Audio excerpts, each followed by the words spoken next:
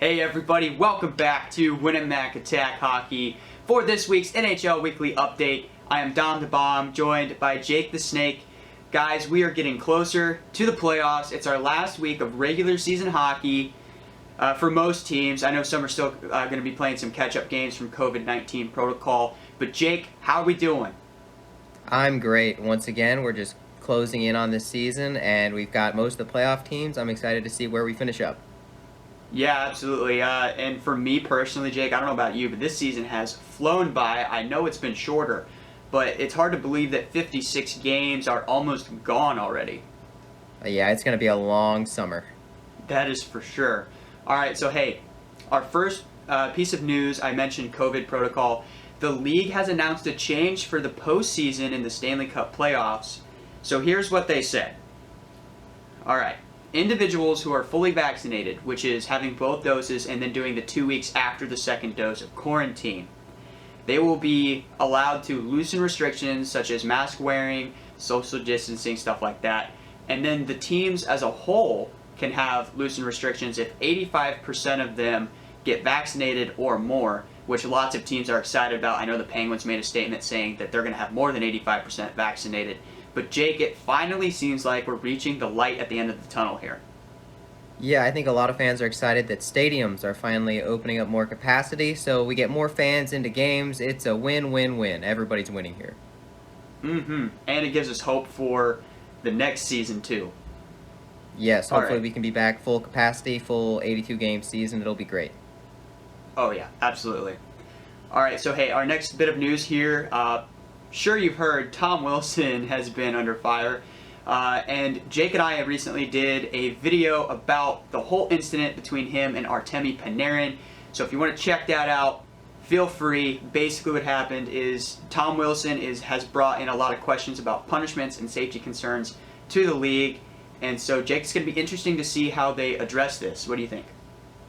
Yeah, I think we talked about a lot of good information in that video, and you should definitely go check it out. And while you're there, hit the subscribe button. Oh, yeah.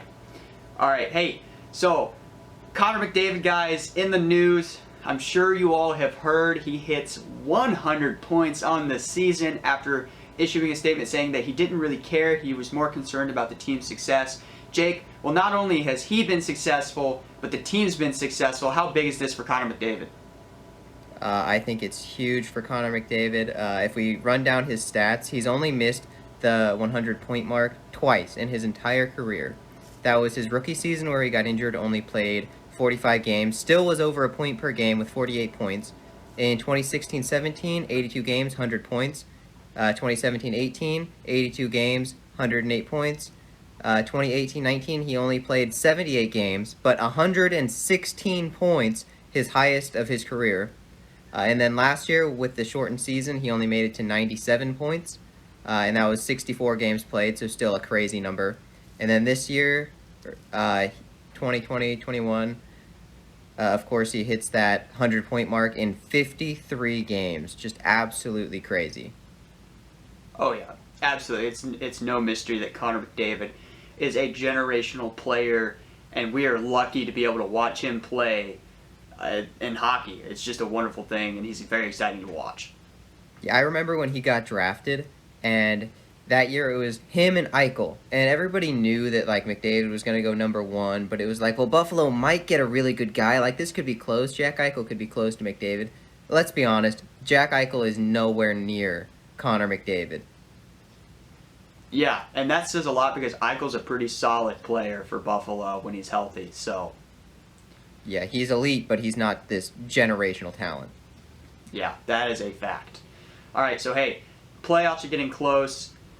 Teams are locked in. There's only one spot left in the whole league, and that is in the Canadian North Division. So Jake, let's hop into our standings and see how the teams are doing, and then we'll break it down.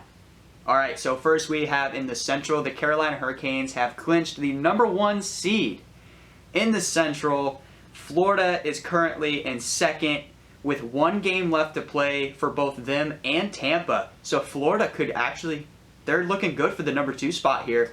Tampa will obviously get third over Nashville because Nashville just clinched the last spot in the Central. So Dallas will miss the playoffs. but they had a heck of a run, Jake, with all the injuries that they had. So, moving over to the north, Toronto, they locked in the number 1 spot pretty quickly. Edmonton and Winnipeg are locked in at the 2 and 3. Montreal just needs to win, and they're in. They need one more win to lock that 4th spot over in the north. Then over in the east, the Pittsburgh Penguins clinched the division after what seemed like the Capitals might have been the favorites a couple weeks ago. But the Penguins rallied to take that 1st spot. Washington, 2nd. Boston, though, has rallied to get the 3 spot as of right now over the New York Islanders.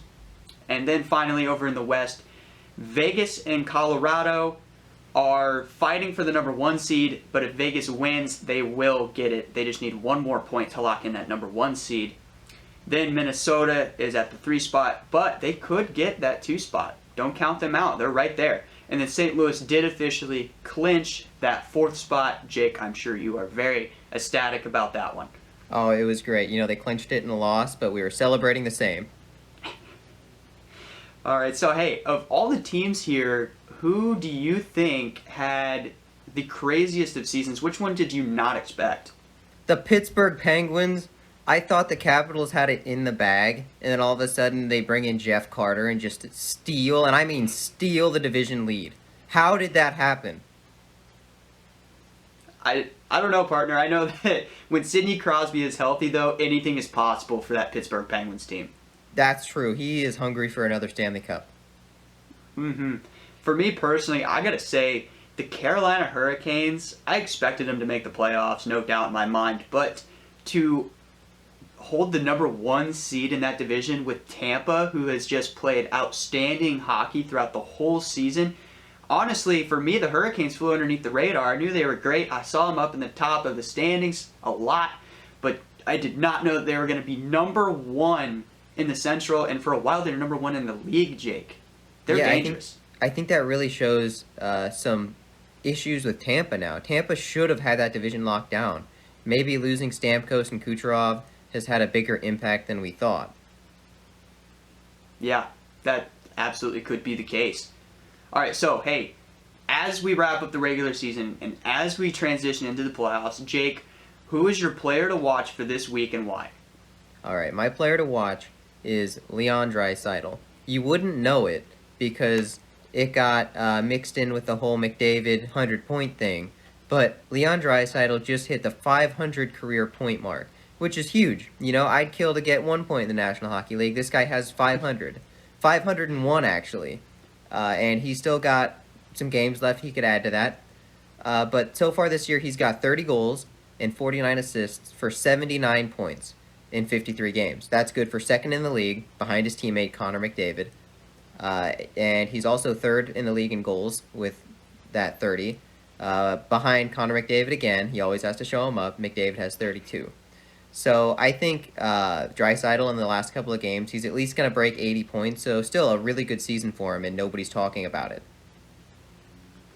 Yeah, I mean, we saw last year when they played Chicago in the entry round of the playoffs, how dangerous those two are in the playoffs. But if they don't show up, then they're going to lose, kind of like they did last season to Chicago.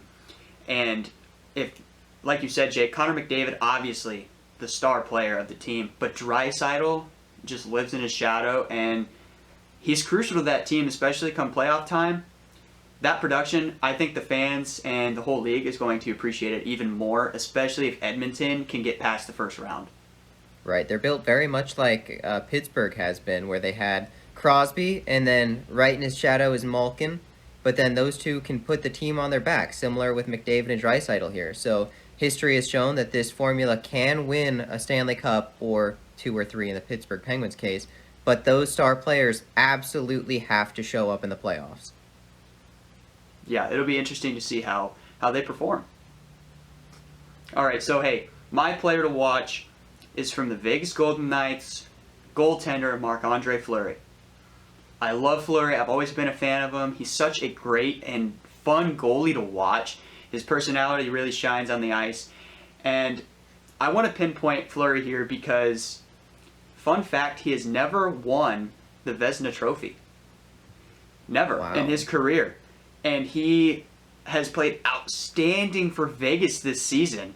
Now, will he get the trophy? I don't know, but he has played his heart out, and I know for sure he would love to cap off this season with a Stanley Cup. He just passed, I forget who it was, but he is now third all-time in goalie wins. All-time. He is third now. So I think it would be really exciting for him to get a Stanley Cup, and I'm sure Vegas fans would love that too. Yeah, I was watching the Vegas Blues game Saturday, and at one point, Alec Martinez, Fleury's own defender, knocked Fleury's helmet off as a puck was coming in, but it went wide. But can you imagine how differently that would send Vegas into the postseason if they were missing their starting goalie? Yeah. Oh, man. Robin Lehner's great. Robin Lehner is a great goalie, but if you don't have Fleury out there, that changes things a lot.